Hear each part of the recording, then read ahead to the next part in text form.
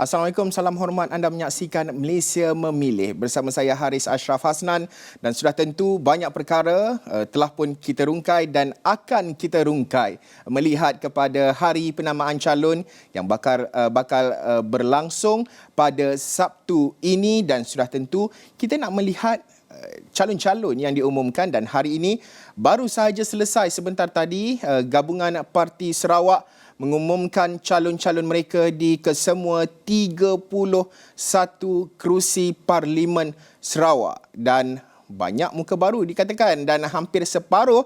Jadi sebelum kita nak meneliti calon-calon muka baru itu, kita nak meneliti dari segi PRU ke-14 sebelum ini. Bagaimana taruhan serta pencapaian GPS yang ketika itu bertanding di bawah tiket Barisan Nasional, bagaimana prestasi mereka. Jadi saya nak terus sahaja bersama dengan Profesor Madya Dr. Awang Azman Awang Pawi yang merupakan penanalisis politik dari Universiti Malaya. Terima kasih sudi bersama dengan Astro Awani. Pertama sekali, jika boleh saya kongsikan sedikit, Doktor, kita nak melihatlah secara umumnya peta, kalau kita nak memperincikan kalau di Sarawak ini, secara ini adalah keputusan pada PRU ke-14, PRU yang lalu. Nampaknya Barisan Nasional pada ketika itu masih lagi kekal mendominasi majoriti kerusi di negeri Sarawak. Dan sudah tentu kali ini PRU 15 menyaksikan, boleh dikatakan dalam pengumuman yang dilakukan oleh Premier Sarawak, Abang Johari sebentar tadi menyatakan bahawa hampir separuh muka-muka baru. Tetapi adakah ini mampu digapai dan juga dicapai oleh calon-calon yang bakal bertanding? Prestasi yang sama, lebih baik, ataupun ianya menjadi satu cabaran jika sebelum ini bertanding di bawah tiket Barisan Nasional? Saya nak terus saja bersama dengan Profesor Madya Dr. Awang Azman. Pandangan doktor, tiket GPS kali ini, bagaimana cabaran yang bakal didepani oleh mereka? Saya kira pada pilihan raya umum kali ini jauh lebih mudah daripada pilihan raya umum 2018. Pilihan raya umum 2018 sangat sukar, sangat berliku. Satu, disebabkan isu nasional yang begitu kuat sekali, isu 1NDB. Yang kedua, disebabkan oleh politik dalaman parti itu sendiri. Misalnya politik dalaman dalam PLS, apabila Presiden memecat timbalan mereka sendiri. Jadi perpecahan dalaman itulah yang menyebabkan pergolakan politik, menyebabkan berlakunya protes, menyebabkan pengundi keliru, akhirnya menyebabkan Barisan Nasional ketika itu, Barisan Nasional Sarawak ketika itu hanya mampu memperoleh 19 kerusi daripada 31 kerusi. Jadi ini merupakan satu pencapaian yang kurang membangsangkan berbanding pada sebelumnya. Jadi dalam konteks masa kini, dengan adanya muka baru yang jadi taruhan GPS, ia mampu meningkatkan lagi persaingan untuk memenangi pilihan raya parlimen ini dalam konteks negeri Sarawak. Jadi kita dapat lihat di sini calon-calon baru yang dikemukakan tersebut, ia memberikan keyakinan baru, ia memberikan harapan baru. Walaupun kita lihat pada masa yang sama, pada satu tahap GPS terpaksa menerima seorang yang telah melompat parti daripada PKR, melompat parti bersatu, melompat parti atas nama bebas Perikatan Nasional, kemudian diambil menjadi sebagai ahli PBB. Jadi ini satu strategi bagi GPS. Mereka rasa strategi itu berjaya, barangkali mereka tidak mendapat calon yang paling layak di puncak Borneo itu sendiri.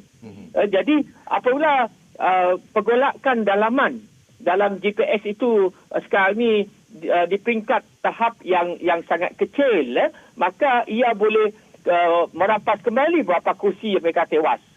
Justru saya kira dalam konteks ini daripada 19 mereka boleh dengan usaha, dengan setiman yang ada setakat ini, mereka boleh memenangi sekurang-kurangnya 25 kursi. Namun ini berdasarkan setiman awal dan belum pasti lagi apabila selepas penamaan calon, selepas tempoh kempen 5 hari dan selepas 3 hari sebelum hari mengundi. Ini akan menentukan situasi sebenar. Macam mana sikap pengundi terhadap calon-calon yang dikemukakan. Baik terhadap calon baru maupun calon lama. Tapi di segi ini, GPS memberikan kelebihan yang besar berdasarkan calon-calon yang dikemukakan oleh mereka. Dan satu lagi yang banyak membantu kepada GPS ini, menstabilkan kedudukan GPS ialah tentang kedudukan GPS yang tidak bergolak. Tidak ada pergolakan dalaman dia tanya. Ini memberikan kelebihan besar kepada GPS untuk memastikan kemenangan GPS kali ini jauh lebih besar berbanding 2018. Dr. Awang Azman, antara figura besar yang sebelum ini kita lihat seperti Datuk Seri Wan Junaidi, Datuk Seri Rohani Abdul Karim, antara nama yang tidak dicalonkan pada kali ini, kita nampak GPS cuba untuk membawa satu nafas budaya politik yang baharu, menampilkan banyak juga, saya belum sempat menganalisis seorang demi seorang profil calon-calon yang baru sahaja diumumkan tadi, tapi nampaknya GPS kali ini lebih berani. Jika boleh saya fokuskan sedikit untuk kita bincanglah, meneliti. Sebagai contoh, Datuk Seri Nancy Shukri dari Batang Sadong P200 yang menang sebelum ini 14,208 undi dengan majoriti 12,328 undi, menewaskan dua lagi calon yang lain dari Pakatan Harapan dan juga PAS. Ini keputusan pada 2014. Tetapi kali ini beliau dicalonkan untuk ke kerusi P193 Santubong, di mana menggantikan kerusi yang dimenangi oleh Datuk Seri Wan Junaidi Tuanku Jaafar yang sebelum ini pada PRU 14 menang dengan 19,485 undi majoriti. Jumlah undi keseluruhan yang diterima oleh Datuk Seri Wan Junaidi adalah 26,000 undi.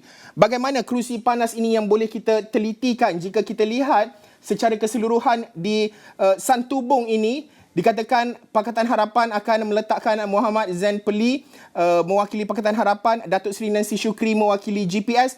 Ini merupakan individu awal, kita tidak tahu lagi, mungkin ada individu-individu lain yang akan bertanding di kerusi 193 Santubong.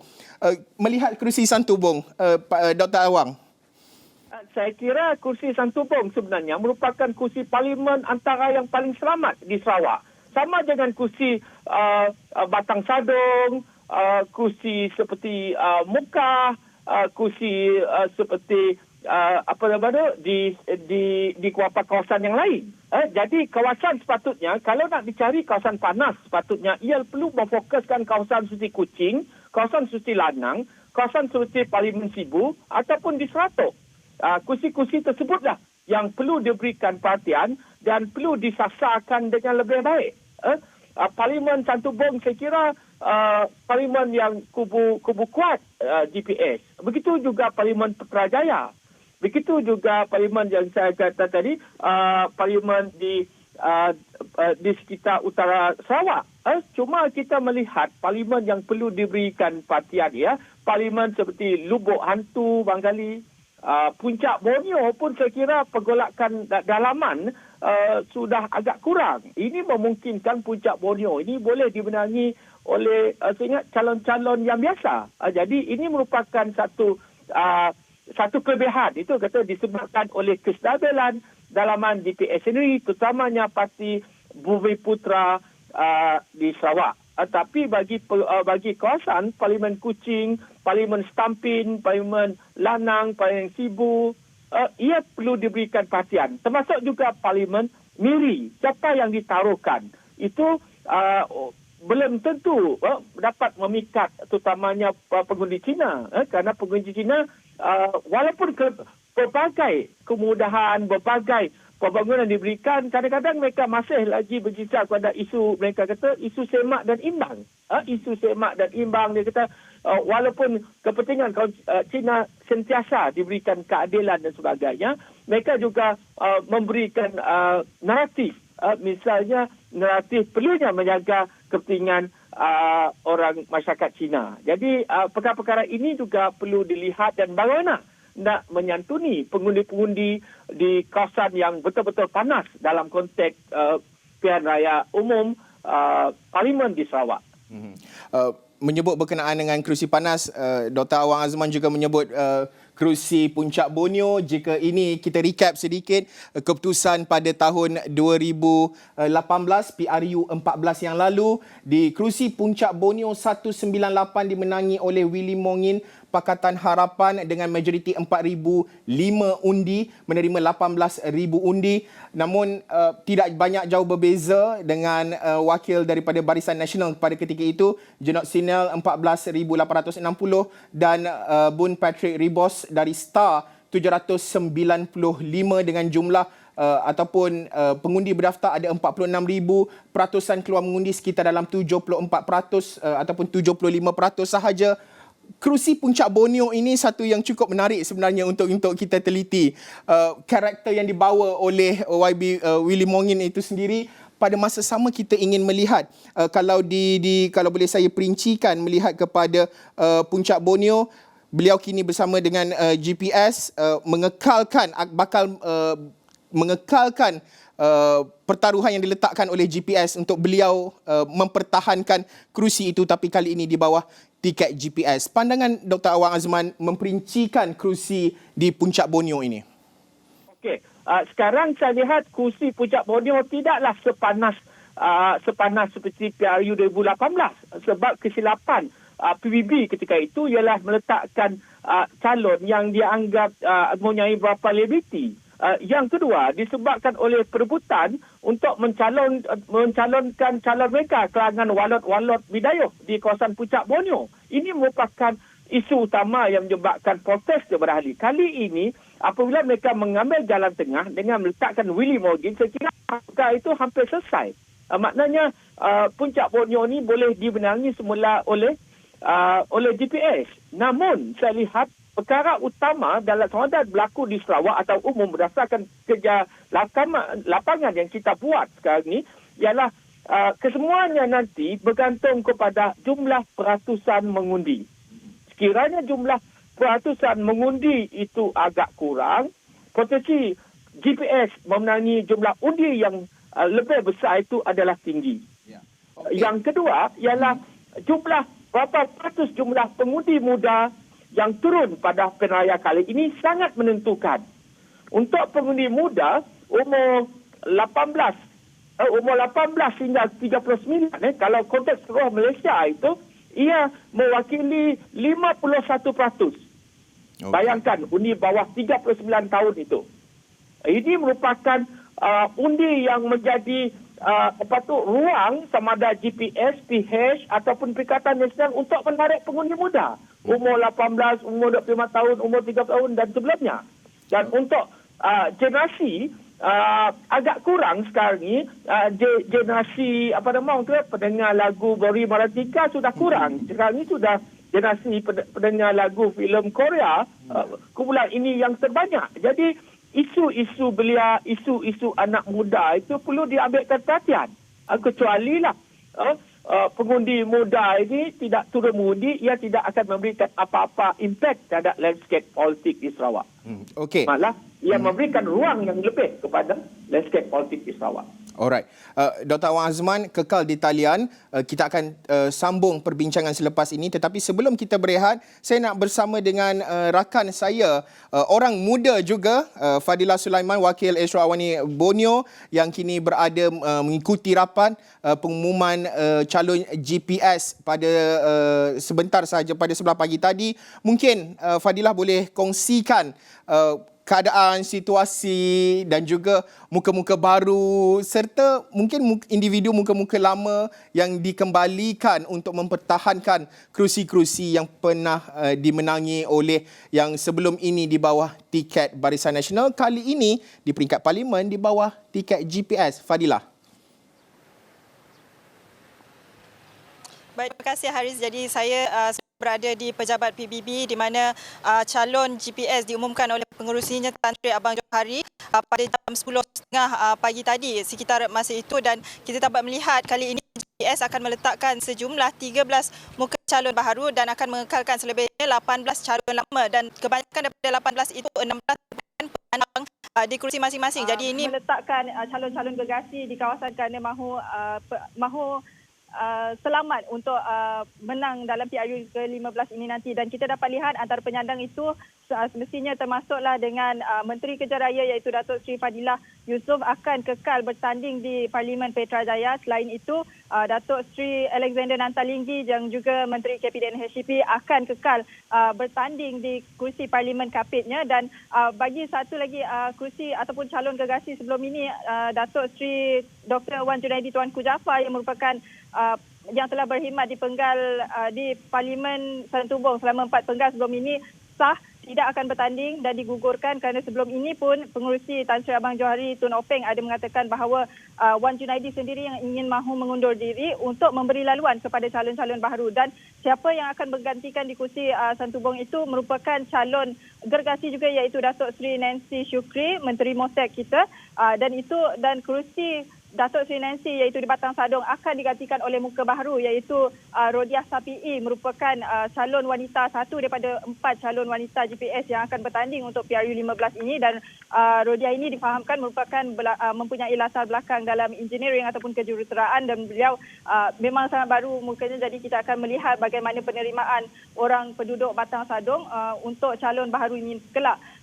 Tapi kalau kita melihat kepada kursi-kursi panas yang ada, kita dapat lihat di kursi Puncak Borneo seperti yang dibincangkan oleh Haris tadi, sememangnya ini menjadi tidak juga kejutan kerana akan meletakkan penyandangnya iaitu Datuk Willy Mongin. Tapi situasinya agak unik kerana kebiasaannya untuk calon GPS terutamanya daripada parti PBB ini, kebiasaannya hanya akan meletakkan calon yang sudah menjadi ahli lebih daripada 5 tahun. Tetapi kita sedia maklum Datuk Willy Mongin baru saja diterima masuk ke dalam PBB pada tahun ini pada bulan September lalu. Tetapi kita dapat melihat oleh kerana pengaruhnya ataupun sokongan yang kuat di kawasan Puncak Borneo itu, beliau telah pun berjaya untuk dicalonkan menjadi wakil GPS untuk PRU 15 ini. Dan selain itu saya juga ingin menyentuh sedikit berkenaan dengan kursi-kursi panas lain seperti di Miri. Di Miri kita akan melihat calon baharu juga iaitu Jeffrey daripada GPS akan bertanding melawan calon baharu daripada Pakatan Harapan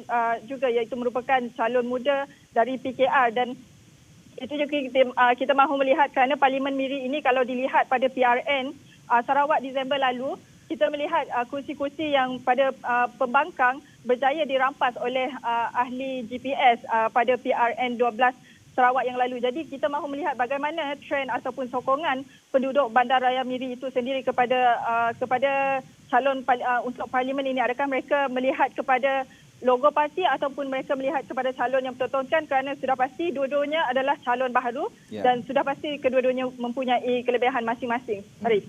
Baik, Fadilah, sudah tentu kita akan terus sentiasa berlintas langsung melihat perkembangan semasa perang politik, pertembungan yang bakal berlaku di banyak kerusi panas sebenarnya, walaupun Dr. Awang Azman menyatakan banyak juga kerusi yang selesa bagi GPS bagi pilihan raya kali ini. Dan sudah tentu kita nak berhenti rehat seketika, kita akan meneliti lagi kerusi-kerusi panas menarik lain di negeri Sarawak menjelang Malaysia memilih penamaan calon pada Sabtu ini. Kita berhenti rehat seketika.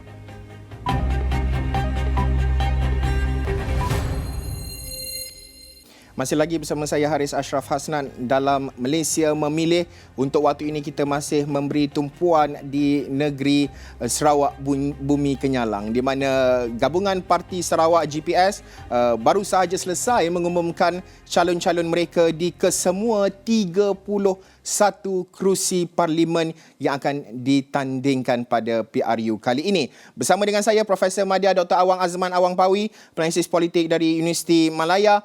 Antara kerusi panas yang menarik juga untuk saya bawa dalam perbincangan kita ini, Prof, adalah melihat kepada ada dua lagi kerusi, iaitu di P209 Julau. Joseph Salanggandom akan bertanding mewakili GPS, dan kita tahu Larry Seng PBM dan Susan George PBDS. 3 individu, satu nama besar. Larry Seng juga boleh dikatakan nama besar untuk di Parlimen Julau ini. Joseph Salanggandom yang dibawa masuk ke Parlimen Julau, bagaimana analisis yang boleh kita fahami, rentak politik yang bakal kita lihat? Larry Seng masih lagi mengekalkan posisi beliau sebagai Presiden Parti Bangsa Malaysia, seorang Presiden Parti bertanding di Julau ini. Dr. Awang. Okey, kalau kita melihat sebenarnya kursi Julai ini saya tak letakkan sebagai kursi hitam. Ia lebih kepada kursi kelabu saja. Maknanya kalau setakat apa yang sentimen yang ada sekarang ini, dengan adanya Joseph Salang tersebut, kita lihat dia merupakan pernah menjadi pernah menjadi kabinet di dalam konteks nasional. Beliau sudah lama berkecimpung dalam dunia politik. Beliau juga memegang jawatan dalam parti sebelum ini. Jadi ini memberikan kelebihan besar kepada Joseph Salang. Sedangkan Larry Seng dilihat seorang yang suka melompat dari satu parti ke satu parti. Walaupun beliau sekarang merupakan presiden parti, tapi presiden parti beliau ni tidak dikenali. Jadi ini merupakan saya kata ini menjadikan kawasan ini merupakan kawasan kelabu saja, bukan kawasan hitam. Maknanya dengan bantuan dan jentera yang lebih berfokus kali ini, GPS diyakini akan mampu menggempur kubu di kawasan Larry. Malah kalau kita lihat pun, Larry lebih banyak di Kuala Lumpur berbanding berada di kawasan. Jadi ini menyebabkan ini juga bakal dijadikan isu oleh lawan politik beliau. Dan pada masa yang sama, dari segi perubahan sosiopolitik semasa landscape politik negara juga sudah berlainan dengan apa yang berlaku pada 2018.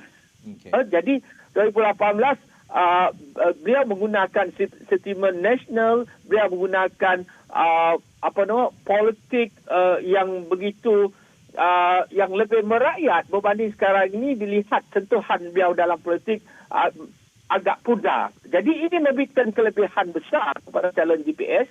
Namun jika Larry Seng betul-betul memberikan perhatian kepada Parlimen Julau ini dan tidak kerap ke Kuala Lumpur, fokus kepada kawasan dia terutama selepas penamaan calon, saya kira ini memberikan ruang juga tanpa menafikan kekuatan beliau. Beliau juga mampu memberikan impak. Namun kesemua ini bergantung bagaimana beliau menggerakkan undi-undi muda. Yeah.